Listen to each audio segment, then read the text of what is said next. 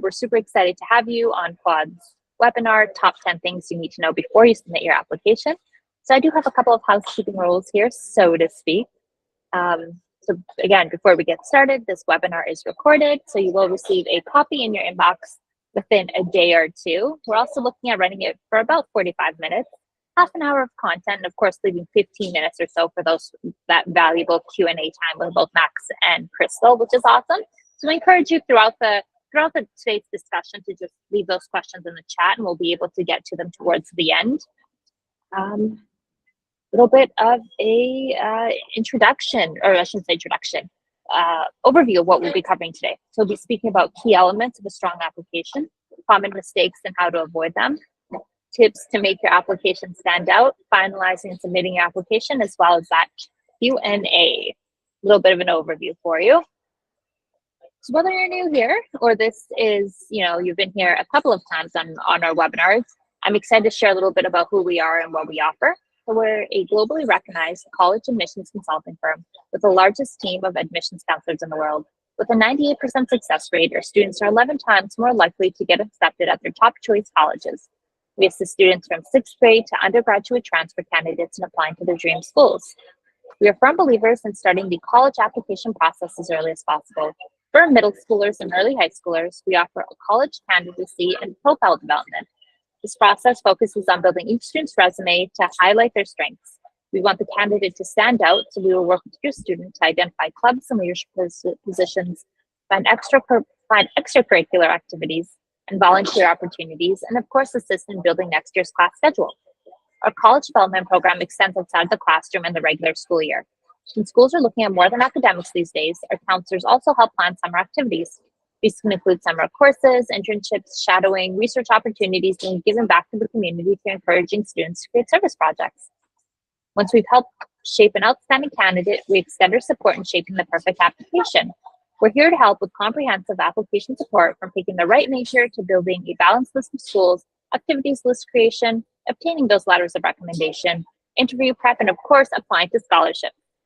Our admissions counselors are essay writing experts who will brainstorm, outline, and edit your supplemental essays and personal statements until they are perfect. These essays serve as platforms to showcase the best aspects of our students, drawing connections between their individual life journeys and the overarching themes of every school that they happen to apply to. Whether it's your main application or those extra essays for scholarships, we've got your back with unlimited edits. Overall, our goal is to build the perfect candidate and application. We utilize every tool in our skill set to ensure the products we create with our students stand out from the rest of the pack. If you're interested in learning more about our packages, we offer personalized free consultations via video, phone, or email, ensuring individualized support. Our admissions counselors are always ready and willing to help you through the process, so you don't have to navigate it alone, no matter where you are in the application process. With that being said, I know you're here to hear from our wonderful experts, Crystal and Max, so I will pass it over to them to introduce themselves and get going. Max and his little happy dance. Hi there, everyone. My name is Crystal Kapler, and I'm a college admissions counselor with Quad Education. I live in Colorado, where I'm a native Coloradan, and I've coached, counseled, and worked with top college students from around the country who've successfully navigated the application cycle and been accepted to prestigious scholarships and universities. Scholarships including Fulbright, Marshall, Rhodes, etc. I earned my bachelor's degree in corporate finance with a leadership concentration, and I was able to complete my master's in economics fully covered by scholarships. I chair the National Coca-Cola Scholarship Board, and I help run the Coca-Cola Scholars Coaching Program. And before this, I worked for the Betcher Foundation, which was a nonprofit foundation that awarded 50 full ride merit scholarships to the Colorado School of Students' Choice. Now I'm passionate about helping students find their own unique voice and tell their own unique story in the best way possible so that they can navigate that college application cycle for themselves. Thank you, Crystal, for that introduction. Hi, folks. I'm Max. The past 6 seasons, I've helped kids get into every Ivy Plus school. I went to Brown University for undergrad. I used to work as a newspaper television journalist, and when it comes to your essays and spicing them up, that's where I come in handy. And with Quad, again, help kids get into every top school. And it's really a pleasure to get to know you, meet you, hear about yourself, and figure out the best way to write and channel your energy to the admissions officer. Awesome. Thanks so much, Max. I'm excited to get to share some great information with our students today with you. So today we're going to talk about the elements of a strong application. There are several different important parts to a strong application, and we'll take a deep dive into each one of them. The first one is academic achievements. Those academic achievements are crucial to supporting your application because you're laying that foundation work for representing yourself as a stellar student, not only in your high school career, but moving into a university. So there's nothing that we say today that I imagine is going to be more important than focusing in and getting good grades and making sure that you're doing well in your classes. And also, I want to emphasize that it's great to notice what classes you're drawn to, what can you go down a rabbit hole and learn more and more and more about, because that's going to help you choose your college major. But at the end of the day, academic achievements means not only your GPA based on the classes that you've taken and your score there, but also your class rank. So oftentimes if we see class students in the top couple of positions in their class rank, then that can help move you up the line for scholarships and university admissions as well. And your detailed transcript really breaks down all the classes you've taken. So if you're doing really well in some easy classes, that's awesome. But it's even better if you can do excellently and achieve A's in, say, some international baccalaureate classes or some advanced placement classes. So really demonstrate that you're working hard, and you're working hard on some challenging material and taking your education to the next level. AP, advanced placement, and IB in the international baccalaureate, as well as honors classes, can often get you college credit before you even step foot on campus. So those are some great places to spend some time during your high school years. Demonstrating this pattern of academic growth, so not just taking the baseline easy classes, but maybe taking those and then choosing the advanced class after that, is a great way to show growth and a passion for learning. And if I can chime in and just build on Crystal's point, just the overarching theme, okay? Oh, we're both. Sorry, I'll let you handle the slides. I'm messing up the slides. Hi. So I know it says it's a major component. Academic achievement, I would argue, is the most important part of the college admissions process. I cannot emphasize it enough. Having a strong GPA, maybe becoming valedictorian and salutatorian, it is the most important part. It's the baseline. If you have those top grades, you can then build on top of it, which is the next slide, building on top of it.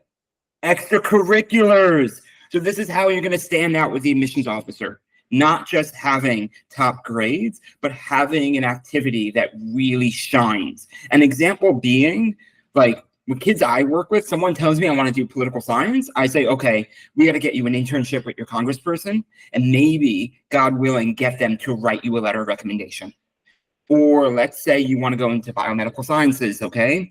Let's see if we can get you a research position, internship with a professor the summer before your senior year, and oh, they can write you a really strong letter. So extracurricular involvement is what's going to make you stand out. Academic achievement is the foundation. The extracurriculars, your involvement in clubs, sports, and volunteering, which really can grab the admissions officer's attention, but there are also a couple components. And kids often ask me, do I need to do 1 million clubs? And my answer is no. You don't need to lead everything. You need to excel at 1 or 2 or 3 areas. That is leadership roles. You're captain of the football team, you're captain of the basketball team, you're school president. I jokingly tell my kids, I'm like, okay, if you have to, stage a coup d'etat and overthrow the president of a club, do it. so you can get in charge of something. I'm half kidding, but really try to be a leader in your community. And that shows the depth of commitment, not doing a million activities, but really excelling at 1 or 2 or 3. Absolutely. And Max, to your point, your academics as the foundation can be built upon through your extracurricular activities. So if you are really loving those science classes and you're taking those advanced science classes and you're doing well in your academics in that area, then maybe you take that into your extracurriculars and you're signing up for Science Olympiad and other science-oriented extracurriculars to give you that strong through line. As AOs, we often look for students who have seen a subject material that they love and enjoy and that they're good at, and they take it further and expand it into different areas of their lives, whether that's volunteering at a hospital, if that's the area of science you're interested in, or working in a scientific research lab, or doing research at a university. There's a lot of different avenues that you can take with your extracurriculars that will help you dig deeper into the area of your interest. The next area that we're going to talk about is your personal statement. The personal statement is a way to really emphasize, oops, sorry, we're flipping through slides here. I'm going to back up just a second. There we go. Your personal statement is a way to share a little bit more about who you are as a person.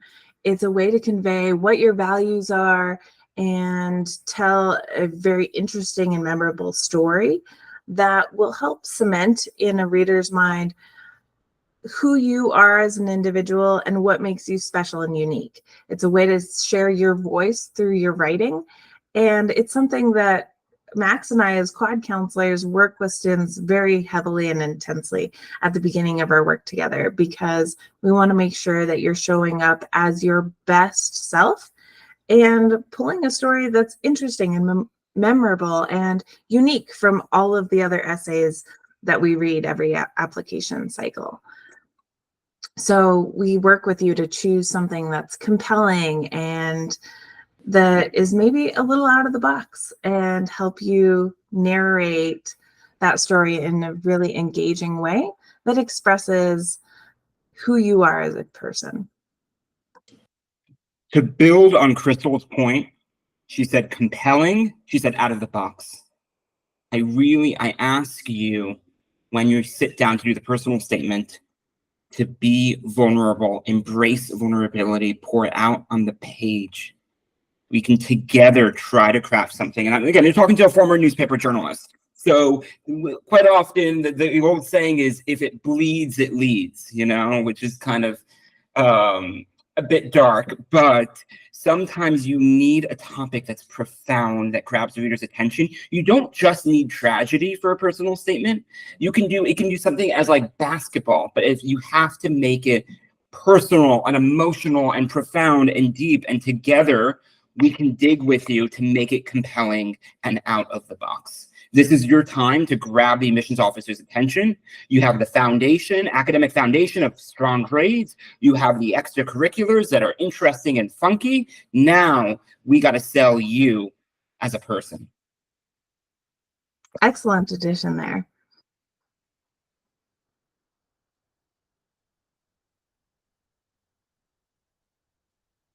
Okay, I think we're moving on to the next point. Slides. Did the slide move? Perfect. Oh, so, yes. Oh, I interrupted you. Andrea, you go. Oh, I actually believe I'd love to speak about letters of recommendation. So letters of rec are ways that you get to have other individuals in your life who have maybe influenced you in a positive way or engaged with you directly, who know you well, get to share their experience of who you are as a person. So personal statement is you telling who you are and what your values are.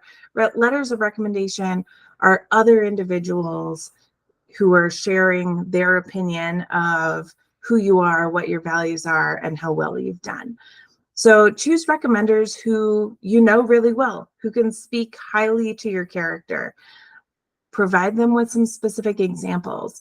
I often work with students on building their first resume so that they can take that list of activities and academic achievements and extracurriculars and leadership positions held in those engagements. They can take that and bring that via resume to their letter of recommendation writers. And that helps those letter of rec writers get a full picture of all the amazing things that you're doing as a student, because they probably know you as your English teacher or your football coach or your high school counselor. But by providing them with a great list of all the amazing things that you're doing, they can see that you have so much more depth than their one individual contact point with you, and they can help speak to the amazing things that you're doing outside of that engagement, but they have the personal interaction to be able to know exactly who you are and help convey that to the colleges and universities. It is really important to ask for letters of recommendation well in advance, because often we see the letter of rec writers who are being asked to write letters. They're asked for not just your letter, but probably 15 or 20 other letters, because they are the high school teachers and counselors and coaches who are taking the time to invest in personal relations, not personal, but professional relationships with you, to really get to know who you are and what your goals are. And they're probably doing that with all of the students with whom they interact. So they're getting asked for a lot of letters of recommendations to be written. So ask them in advance, provide them all the materials to help them be successful in their writing, and that will come back to you tenfold. I want to build on Crystal's point. You're talking to a former high school teacher here. We get swamped with letter recommendation requests. Many of us have a quota. We have a cap. The earlier, the better that you make a request, and you ideally send in your resume and an activity sheet with the email. And please, please, folks, proofread the email. Make sure the grammar is correct. Download Grammarly. Do whatever you need to do. Make sure the request email to your teacher is perfect.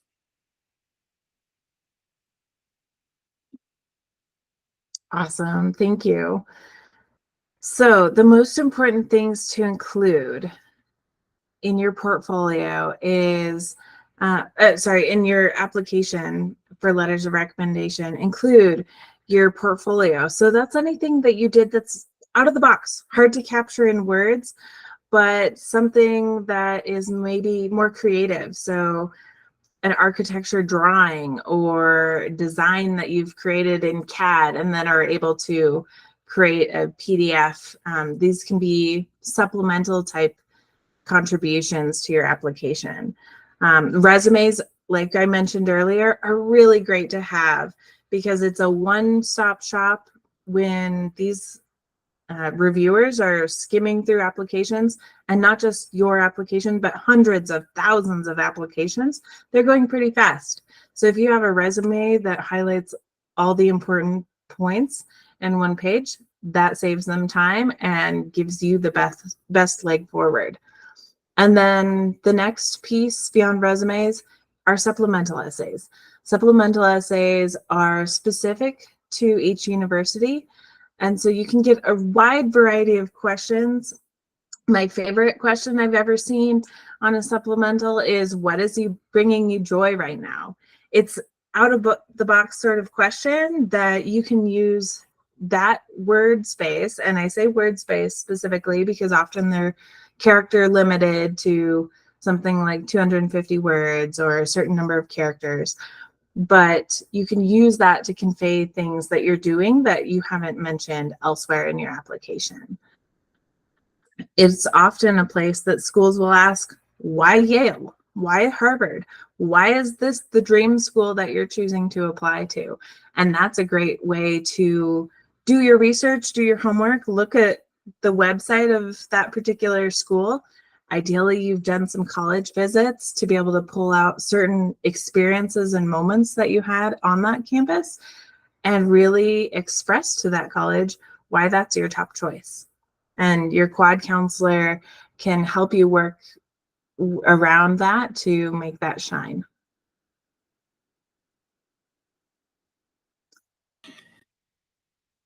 And now I'll turn it over to Can I chime in? I was sorry, going to chime in the previous slide. Apologies. I know, folks, you're getting bombarded with information. Thank you for your patience. Thank you for listening to us. So I really want to emphasize, I want to build on Crystal with the supplemental essay. She mentioned why Yale. Folks, you've got to do your homework with the supplemental essays. You have an applicant pool where only 5% of kids are getting admitted. That means you might have to spend hours scouring the Yale website. If you want to do history, scour the history department website, write about professors, write about courses. You have to go into really concrete detail. So this part of the process, portfolios, resumes, supplemental essays, probably take you the longest, I would say. Portfolios, especially, try to get the advice if you have a musical mentor, if you have an artistic mentor, if you're sending in samples, really refine that. But with resumes, some schools accept resumes and some schools don't. So you might have to look up on the website about their policy. I personally get my kids to do an activity sheet, which you can use the additional information section in the Common App. You get up to 650 words. Most kids leave it blank. I get my kids to use that if they have a really impressive extracurricular to brag about. Like if they did college level research and they're published as a peer-reviewed author, maybe they can talk about it there. Again, thought I would chime in, but welcome to this hellish college admissions process, and this part is going to take you the bulk of your time. And that said, it can be fun because it's a way to reflect on all of the incredible things that you've done over your high school career and really think through some of the joys and the struggles that you went through, and you made it to the other side. You're about to graduate. You're a year away from graduating as you're applying, and it's a great time of reflection. It is a lot of work, to Max's point, but that's why Max and I are here to help with. Exactly. It's more fun if you join us at Quad in the process. All right. I'm going to turn it over to Andrea here. Hello. So I'm just going to do a quick check-in. I know it's a lot of information thus far. I want to pop into the chat to see if there's any kind of questions. I already do see one, which is awesome. So let's get going. If my top school values intellectual curiosity and rigor, but I choose not to take the IB offered at my school, should I send an email explaining why? You know, I would say no. I honestly would not, depending on your specific circumstances. Maybe there's a reason why you chose not to take IB classes that is important and relevant to your application. But that said, I would probably opt not to highlight the fact that you didn't take IB classes and that it is in misalignment with your school's top value of intellectual rigor or intellectual curiosity and rigor. Instead, I would work on your application to make it painfully clear where there's other areas in your life that you have chosen to engage in curiosity and academic rigor.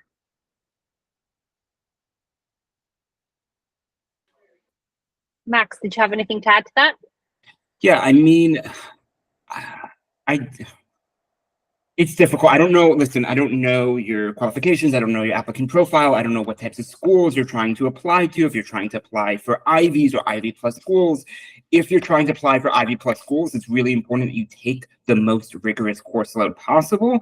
Again, if you have medical reasons or you had a family emergency, I mean, you can use. There's an extra section in the Common App where, God forbid, let's say you've had long COVID or you have some extenuating circumstance, you can explain yourself for why you necessarily did not take the hardest course load.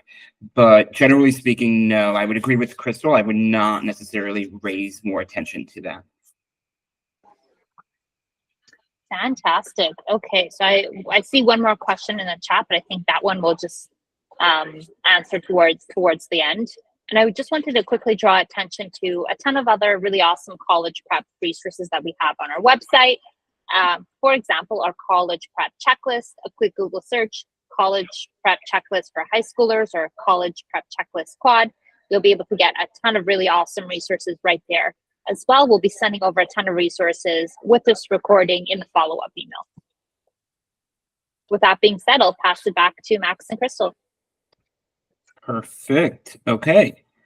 So, common mistakes and how to avoid them. Dun, dun, dun. First off, folks, deadlines. But deadlines are hard in this college admissions process. You miss it, game over. That said, some schools have rolling admissions in which the sooner you get your application in, the better. Especially you're dealing with admissions officers who might be overworked by the end of the season and tearing their hair out. So if you can get in your application sooner, guess what? Some schools, they look at it when this application comes in. That can only be advantageous. So folks, please, I know it's tempting to procrastinate and wait until the last minute. We all have done that, okay? Don't do that for the college admissions process. Get an Excel document or a Google Doc and get all the deadlines down. And if you work with us at Quad, we will help you with the deadlines and we'll be on your case, okay? We'll be giving you tough love. You got to move it, kid. We only got a couple weeks. So please be on top of deadlines. Also financial aid. If you have to apply for FAFSA, you know, I need you to be responsible. We can be a partnership, a team. I can check in with you. I can text you. I can motivate you. But you also have to hold up your side of the bargain. Absolutely.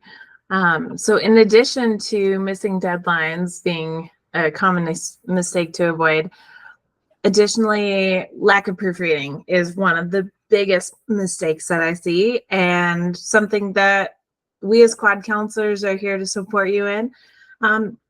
Please, please, please proofread your application materials, all application materials. You'd be surprised how many mistakes we come across when we're reading finalized versions of essays and applications. And it's really important that there's no errors, because that can be the difference between an otherwise perfect application and a similarly compelling student. And the one with the perfect application, no errors, is going to get in the door.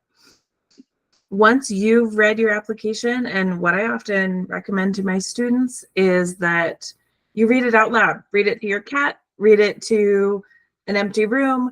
By reading something out loud, we can often find the mistakes that our brain has tricked us that are not on the page.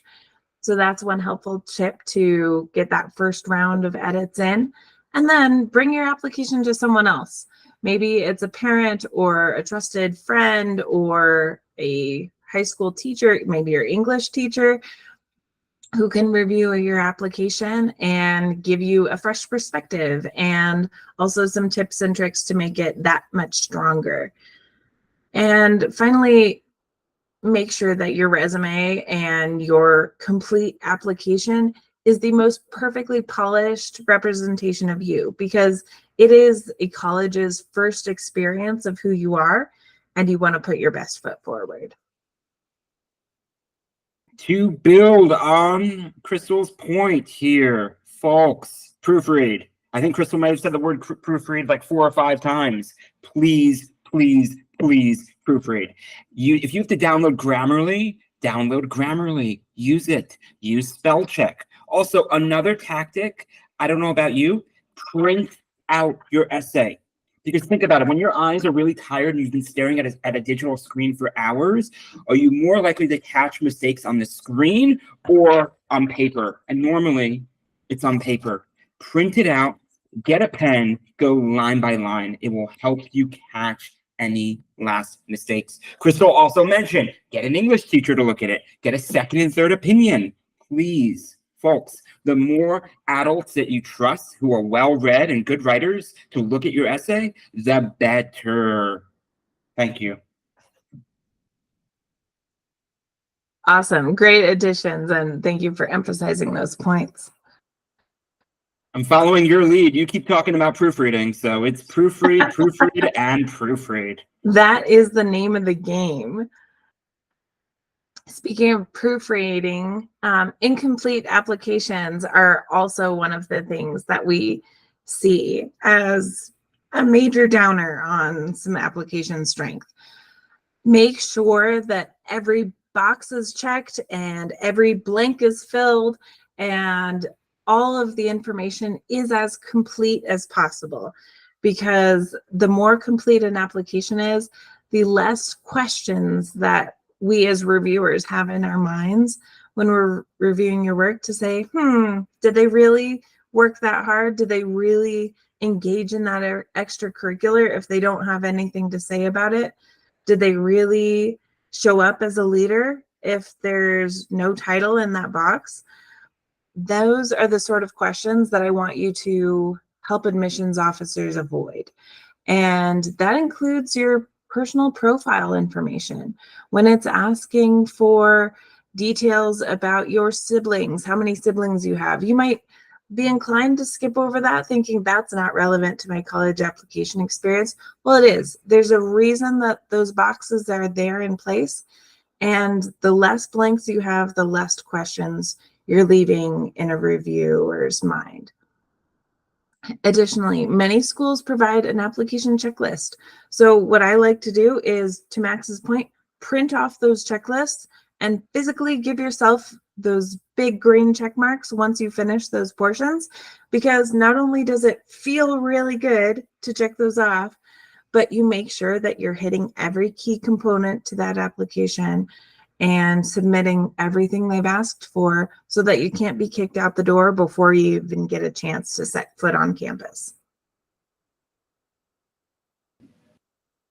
Fill everything out.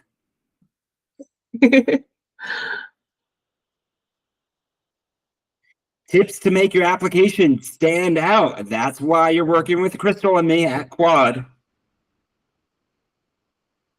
Hi. Yes. Showcasing unique, we've got a bit of typo. Okay.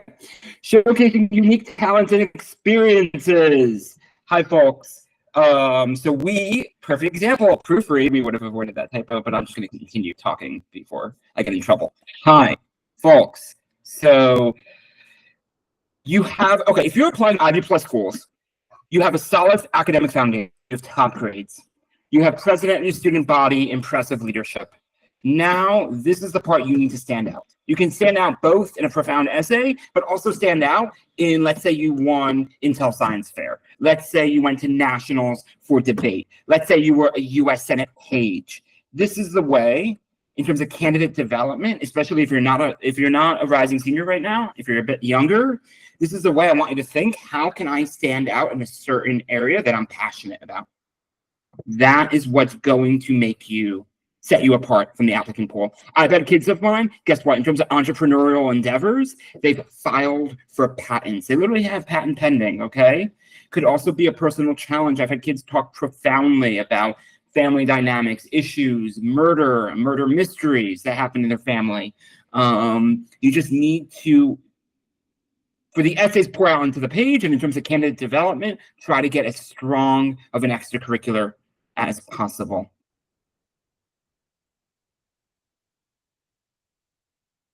Absolutely. If I were to add to that, some of the unique things that I've seen have been personal statements about making fudge with grandma, or making Momo as an element of family tradition.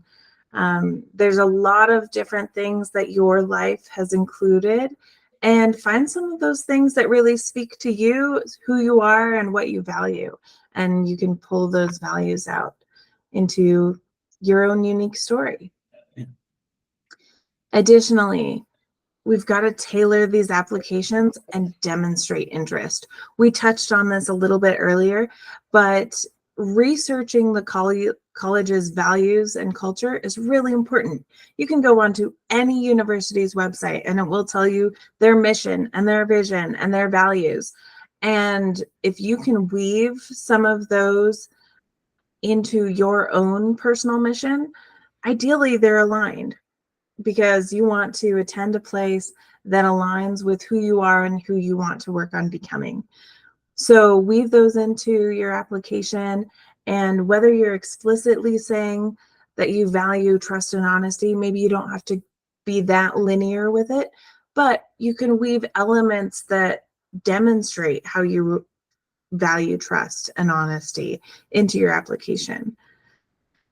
Additionally, tailor your essays and application to align with their priorities. So if they prioritize out-of-the-box experiences, highlight those. Bring those to the top of your activities list and share that those are things that you value and that you also prioritize. Additionally, it's important to demonstrate interest in a particular college or university. They, much like any job interview, they want to be chosen by you as much as you want to be chosen by them. So make it very clear why that particular university, and I will say, if you're applying to 10 universities, I urge you to write your application as if each of those 10 applications are your top choice. And while that may feel a little bit disingenuous at first, I challenge you to reframe that, because you are probably most interested in the schools that are going to choose you. And so if those schools are choosing you, you are most interested in them. And by positioning yourself as most interested in each one of those 10 various universities that you're applying to, you give yourself the best opportunity to be chosen by them. And make sure that all of your application materials are built towards your enthusiasm for that university, what they have to offer, and how that will help you achieve your end goals. Whether you don't know your major or you do know your major, doesn't really matter, as long as you can communicate why that university is the optimal place to help you thrive as a person and make it to that degree that will help you succeed in the future. That's the goal.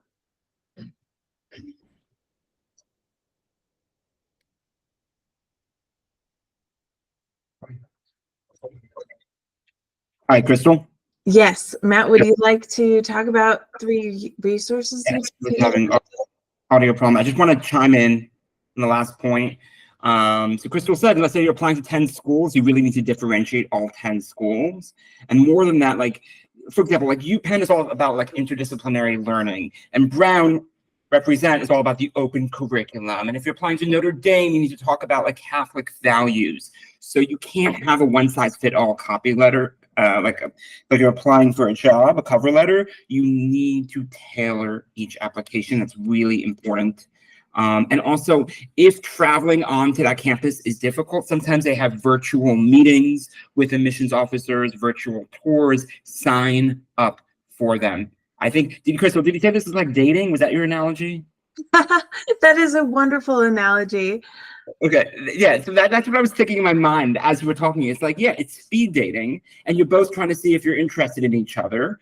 You really need to convince the admissions officer you belong on that campus. And how do you do that? Doing copious amounts of homework and research on that school and tailoring your application so it's super, super specific. In terms of resources, because Crystal and I may be bombarding you with information, you can go to your guidance counselor, always helpful. You can go to college fairs and online tools. So in terms of guidance counselors, both at your high school and us at Quad Represent, we can really give you a deep dive and analysis and tough love to spice up your essays and spice up your applicant profile. College fair is another option. They might be in your community, your high school. Sometimes guidance departments invite admissions officers or representatives to the school. Please, please, please be aware of that. And online tools, folks, if you're a rising senior and you don't have an opened a Common App account, open an account. See, get a feel for how it works, the different tabs, where you put in questions, where you fill out all the boxes. Again, quoting Crystal, please fill out all the boxes. Yeah, check those things. And oh, we have a question, I think. Same Common App essay goes to every school. It cannot be tailored, only supplemental essay can. Is it right? Is there any other place we can tailor for each school? Great question. So for your personal statement, one size fit all goes to every school. Most top schools require you to fill out supplemental essays. That's when you tailor it to the school. Great question and great answer there. And I think to you, finalizing your application. So finalizing application, this is going to be nothing necessarily new, but really driving home the most important parts of what we covered in all of the information today. It is absolutely critical that you review every section. Make sure that all the boxes are checked. Make sure that you have complete accuracy and that there's no spell check errors or grammar mistakes. Make sure that you've added something into every box to add in the right essay into the right box. I'll often work with students who are working their drafts in a Word document and then copy and paste over to the Common application, which is a really great thing because it helps with spell check. But make sure that correct essay goes into the correct box. Ensure that all your essays are tailored in the supplemental section, like Max was saying, and that it is talking about the correct university for the correct box. We've all read letters of recommendations that have the wrong student name in the letter of recommendation. And that is so heartbreaking because you've spent a lot of time, and I'm sure that teacher knows who you are, but a copy and paste error or dropping the wrong file into the wrong place can really put a downer on an application's perfectness. Speaking of perfectness, not a word, but make sure that everything is perfect and that it's polished and representative of who you want to be known as. Also, make sure that your recommenders submitted their letters of rec. That's why we ask early and check in with them, say, hey, how's it going? Do you need any more information from me to get this letter of recommendation done? And honestly, I recommend that students give their letter of rec writers a little bit of a sandbagged deadline. And what I mean by that is tell them that the deadline is a little bit earlier than it is, because often teachers, counselors, etc., are so overwhelmed with their workload, and they do amazing work, but some things can slip through the crack. And when you have that extra little buffer room between the deadline you gave them and the real deadline, you can breathe easy on the night before the actual deadline, knowing that everything is submitted and taken care of. I like your suggestion of telling, as a former teacher, telling your teachers the deadline's a little bit before, just to make sure. And again, worst case scenario, most colleges have, let's say, a week or so of a leeway in which you have to get your application in, and then teachers have about an extra week to get their materials in. So if you check the Common app and it says that they haven't submitted a letter yet, I mean, try to not bug your teachers, but kind of politely remind them to get it in. At that point, you can start being like, yo, please, I'm begging you. But do it in a polite way, please, and an endearing way. Yep, just a friendly little nudge is all we're asking. Exactly. A friendly little nudge. The importance of feedback. Folks, if you have a medical issue, guess what? You go to a doctor, and if you have a serious medical issue, you get a second opinion. You get a third opinion. Should I get surgery? Should I not? The college admissions process is very similar, okay? I mean, we're not putting you under a scalpel, but this is going to determine your future for the rest of your life. So please, guess what? Go find your favorite English teacher. Ask her, can you look at this? Can you just tell me if I'm in the right direction or not? Go talk to your parents. Go talk to other folks in your community who you know are well-read and good writers. And most importantly, come to Quad. work with Quad.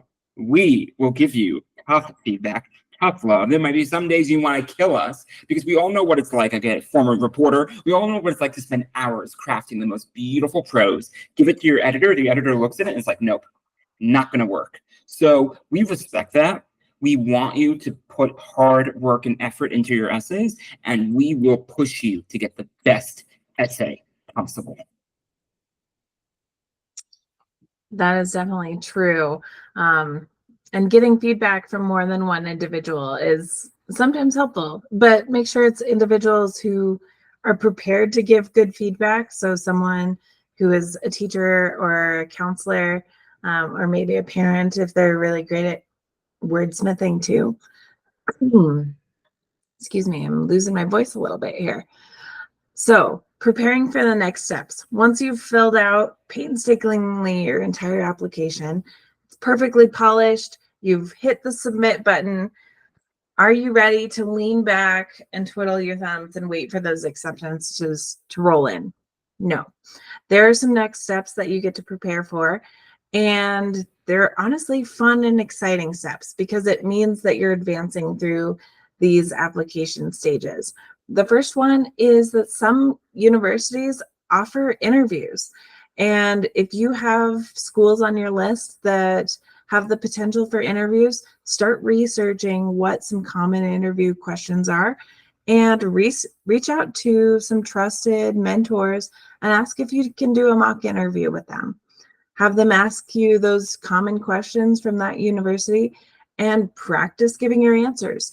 I don't want you to sound rehearsed and like you're scripted and reading from a teleprompter, but I do want you to have an idea of the types of questions that will be asked and the types of answers and stories that will best highlight your values, experiences to showcase who you are as a person and help you shine in those interviews.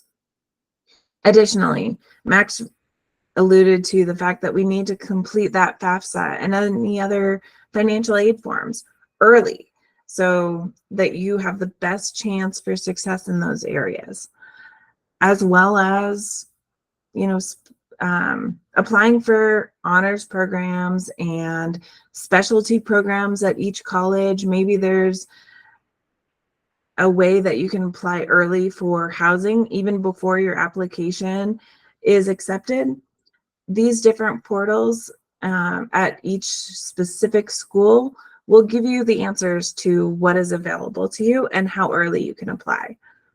And then finally, decision letters are going to come in, and know that you have done all the hard work already and you've put your best foot forward, and there's going to be some that come back as wait lists and you're left wondering, like, will I, won't I get in? That's okay. There's still a chance.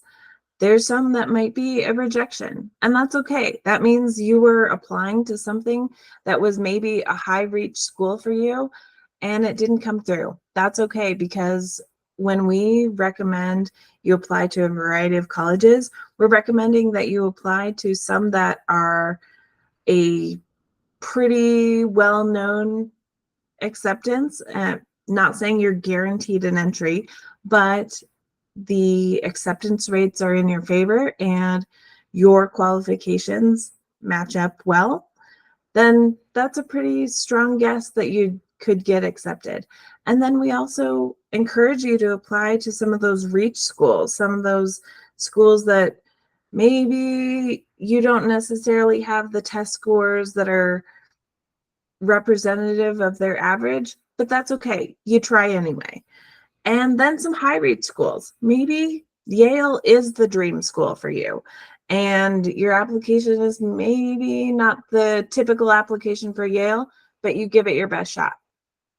You may get accepted, you may get rejected, you may get waitlisted. Just know that your next step in life is not determined necessarily by what college you get into, and that you're going to have a wonderful experience wherever you land.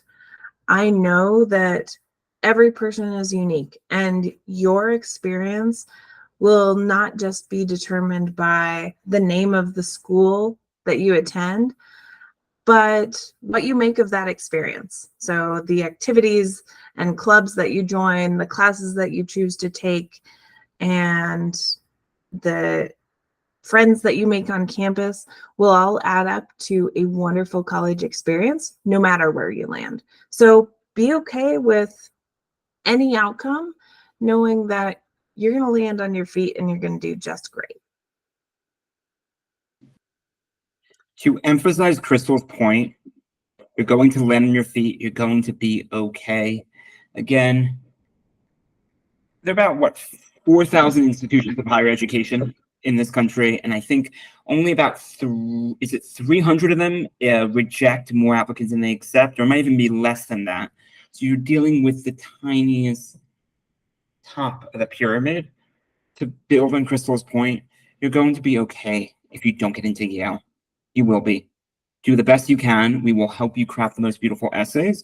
But in terms of finding a good job and taking interesting classes and trying to be satisfied and content and happy in life, you're going to be set. The fact that you're on this call right now, being this diligent, doing this level of research, you're going to get into a good school. We can't guarantee top 15, but you're going to get into a good school and you get a 4.0 GPA, you can do whatever the heck you want.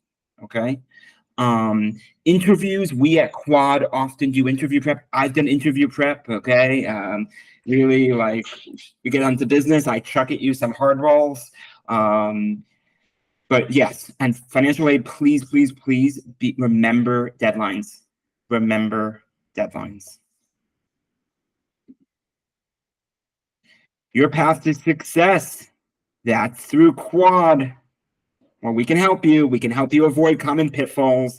Many of us have admissions committee experience. We can give you advice on this. We can also advise you on your college list and what's a right fit school for you. If you want a rah-rah football team school, if you want a small liberal arts college in the Northeast, we are here to give you good advice. And remember that it is all about finding the right fit for you.